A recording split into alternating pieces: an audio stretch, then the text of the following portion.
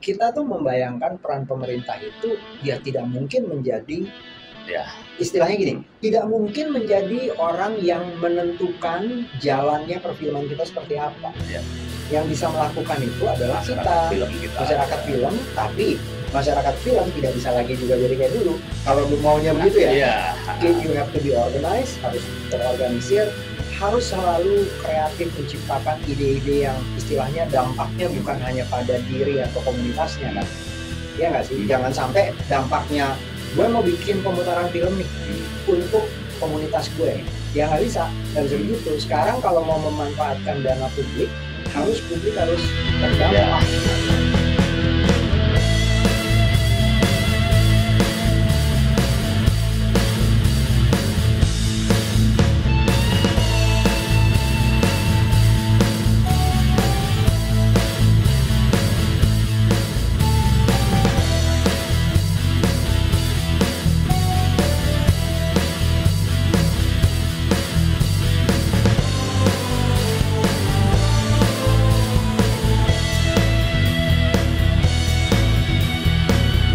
Kebudayaan sekarang itu bergeraknya itu harus seperti itu.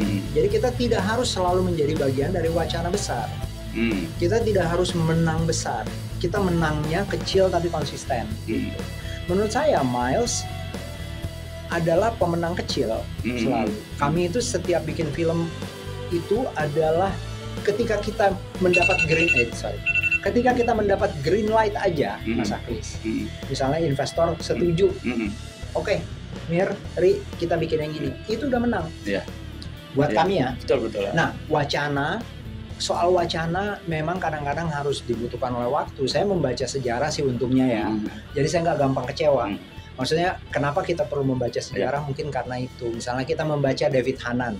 Apa sih yang dicatat David Hanan tentang film Indonesia? Menurut saya tentu saja dia mencatat kemenangan-kemenangan besar kayak box office ada yang sampai 7 juta, 6 juta, tapi yang lebih bisa dalam dibicarakan dan kontekstual dengan waktu, dengan zaman, dengan peran film dalam kebudayaan itu tidak yang banyak. Punya manfaat berkepanjangan lah ya. Iya, dan bisa dibicarakan, bisa diriset, bisa sebenarnya kan saya percaya tetap ada di dalam sejarah itu, meskipun trennya berubah akan muncul lah. Selain Riri kan ada juga teman-teman banyak tetap akan muncul. Cuma saya ingin mendapatkan satu pendapat dari semacam fenomena perfilman hari ini yang seperti itu. Sebenarnya fenomena perfilman yang Mas Aklis bicarakan ini sudah terjadi beberapa tahun kan. Maksudnya kan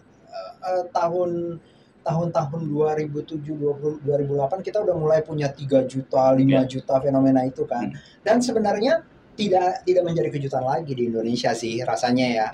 Maksudnya dari dulu ada produser yang bilang target saya 10 juta penonton dan akhirnya dia mendapatkannya. Tapi apakah nilai yang dia misalnya bisa ungkapkan dengan bangga dari 10 juta penontonnya itu bisa bicara lama? Saya rasa masih perlu dibuktikan oleh waktu gitu. Nah, begitu juga ada teman-teman dari Makassar, dari Palu yang membuat film yang kemudian tidak didengar oleh anak-anak Jakarta Selatan, tetapi dibicarakan di dalam. Dan Anda termasuk mendorong komunitas di Makassar itu ya dengan rumah tapi ya. Jadi sebenarnya sih kalau saya itu diuntungkan dengan pergaulan saya di masa lalu gitu, Mas Aklis. Kalau Riri kan memang kebetulan berada di dalam batas perubahan paradigma perfilman pasca mati suri. Saya mengalami kan gitu.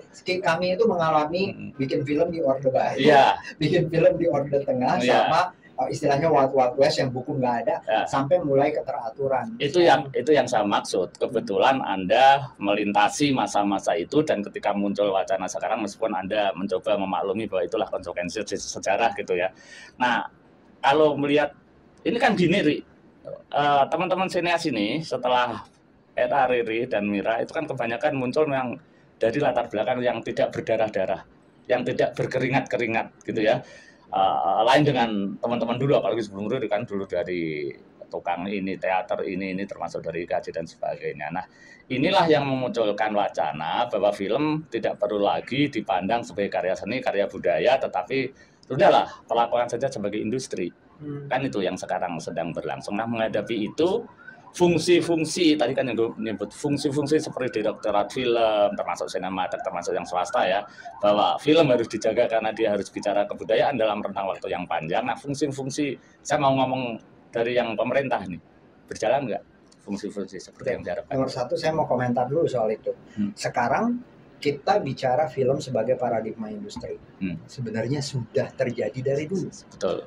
Dan maksudnya kenapa Pak Usmar waktu itu ngotot yang namanya perfilman pribumi itu harus bikin perusahaan. Ya. Dan dia bikin perusahaan swasta loh. Dia bukan dapat uang dari negara, minjem uang, dapat uang dari pemilik bioskop sana ini gitu. Jadi sebenarnya kalau kami belajar dari situ, bahwa film itu tidak bisa dilepas dari sebagai bagian dari sebuah usaha hiburan yang mestinya kalau mau besar menjadi industri. Tapi pada saat yang sama, sebenarnya dia juga harus tetap dipercayai hakikatnya tercipta itu dari sulap dan dari dokumentasi kan ya. Itu kalau kita belajar film, alhamdulillah itu selalu jadi pegangan. Nah, tadi goalnya pertanyaannya soal apakah ada perannya. Menurut saya fungsi-fungsinya menurut saya sangat besar. Sangat besar dalam artian gini, mendorong supaya orang-orang aktif mengajukan gagasan-gagasan. Ya. Jadi saya mengalami itu sendiri. Saya mengajukan gagasan di era awal reformasi. Dan yang saya dapat berbeda sama sekali dengan apa yang saya dapat sekarang. Kalau era pra-reformasi nggak usah lah. Itu semua kuasa. Kita nunggu dirjen mau bikin apa, itu yang kita lakukan. Kita nunggu. Sekarang minimal saya mengalaminya sendiri dalam sekitar 7-8 tahun terakhir, apapun yang saya ajukan itu selalu mendapat tanggapan. Kadang-kadang tanggapannya cuma anggukan kepala dan salut, kadang-kadang ajakan kolaborasi. Nah, itu yang menurut saya terjadi. Saya pikir yang dilakukan yang sifatnya inisiatif dari atas sudah tidak kita terlalu rasakan. Ya, maksudnya gini, kebijakan misalnya mendukung produksi film yang menurut kami baik.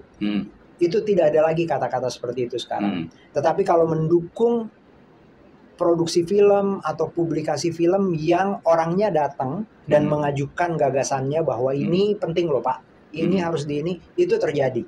Nah, menurut saya ini iklim yang sebenarnya cukup bisa dimanfaatkan. Ya, menawarkan satu kolaborasi, ya kan, betul. Kerjasama yang sebenarnya lebih kolaboratif lah. Sebenarnya kan kita selalu bicara dulu, kita tuh membayangkan peran pemerintah itu ya tidak mungkin menjadi istilahnya gini, tidak mungkin menjadi orang yang menentukan jalannya perfilman kita seperti apa. Yang bisa melakukan itu adalah masyarakat film, tapi masyarakat film tidak bisa lagi juga jadi kayak dulu. Kalau maunya begitu ya, you have to be organized, harus terorganisir, harus selalu kreatif menciptakan ide-ide yang istilahnya dampaknya bukan hanya pada diri atau komunitasnya kan. Ya nggak sih? Jangan sampai dampaknya, gue mau bikin pemutaran film nih untuk komunitas gue. Ya nggak bisa begitu. Sekarang kalau mau memanfaatkan dana publik, publik harus terdampak gitu, harus ada websitenya, harus ada newsletternya, Nah itu sih yang menurut saya sekarang terjadi. Dan kalau kita bayangkan ini ada perbaikan. Ya, terakhir tadi kan masyarakat film harus begini ke depan serba positif lah, kalau denger ini kan serba positif ini.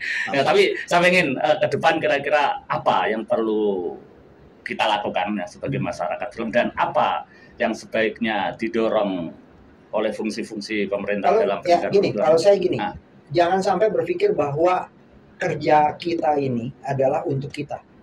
Banyak sekali lembaga-lembaga yang merasa kerja sekarang ini adalah untuk kita. Dia lupa bahwa sebenarnya kerjanya ini untuk yang ke depan. Jadi jangan sampai ego kita, misalnya kalau kita kita sedang dapat kuasa mengelola sesuatu.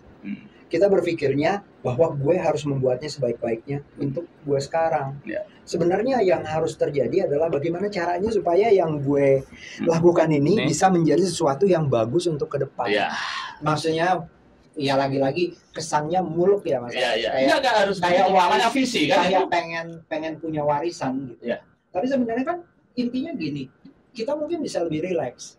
Kalau kita mengerjakannya begitu, karena saya mengalami sendiri yang seperti Mas Akris katakan tadi, bagian dari pembicaraan kita bahwa kita disalib. Tapi sebenarnya mudah-mudahan yang kita kerjakan ini adalah sesuatu yang bisa dibicarakan lebih panjang. Ya, ya. Dan itu yang menurut saya sering terlupa di dalam pengelolaan apa yang namanya sekolah, apa yang namanya perpustakaan, apa yang namanya misalnya ya misalnya lembaga seperti Sinematek ini. Ya, gitu. Termasuk Sinematek dan sebagainya. Gitu. Jadi yayasan misalnya yayasan pusat perfilman yang kita tahu betul punya sejarah panjang dan didirikan oleh orang-orang yang penting gitu.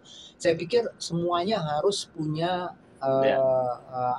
cita-cita yang lebih tinggi gitu. Tadi itu yang sering terlupakan. Nah, kalau terlihat dari ekspresi para sineas-sineasnya, bagaimana kita bicara nih, ada film, ada sineasnya di balik itu, semangat seperti itu ya. Yang bisa Riri komentari gimana? Saya pikir gini, pembuat film datang dari latar belakang yang sangat beragam kan, Mas. Dan banyak juga kita tahulah di Indonesia ini, Pak Salim pernah mencatat bahwa ini nasib buruknya perfilman Indonesia dilahirkan oleh para pedagang. Ya nggak sih? Itu kan 80%. 80% film bisnis itu adalah dilahirkan oleh para pedagang sejak zaman kolonial, kemudian Jepang, kemudian era-era awal gitu. Nah, itu kebanyakan begitu. Jadi, saya pikir mungkin ada sekitar 20% yang masih punya kepedulian yang tinggi. 20% itu. Ya, sebenarnya itu yang pengen saya komentar. Enggak, saya sebenarnya juga enggak ingin 20%, tapi fenomena sekarang perlu didorong, jangan sampai fungsi-fungsi tadi, baik dari sineasnya, baik dari pemerintah, baik dari masyarakat secara komunal, itu tidak melupakan bahwa ini semua adalah untuk berguna jauh ke masa depan kan gitu kan. Mudah-mudahan. Tapi itu kan lagi-lagi mudah-mudahan. Oh iya. Maksudnya kita hanya bisa berharap kita melakukannya sebaik-baiknya. Kadang-kadang di banyak kenyataan-kenyataan yang membuktikan juga bahwa banyak peran-peran yang terlupakan, banyak tokoh-tokoh yang terlupakan.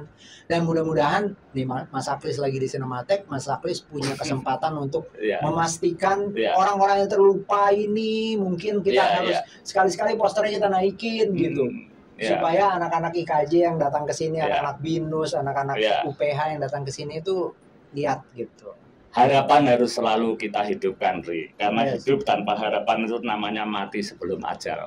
Gitu. Oke, Riri, Reza, senang sekali hari ini kita ngobrol-ngobrol dan kapan-kapan kita akan ngobrol-ngobrol lagi.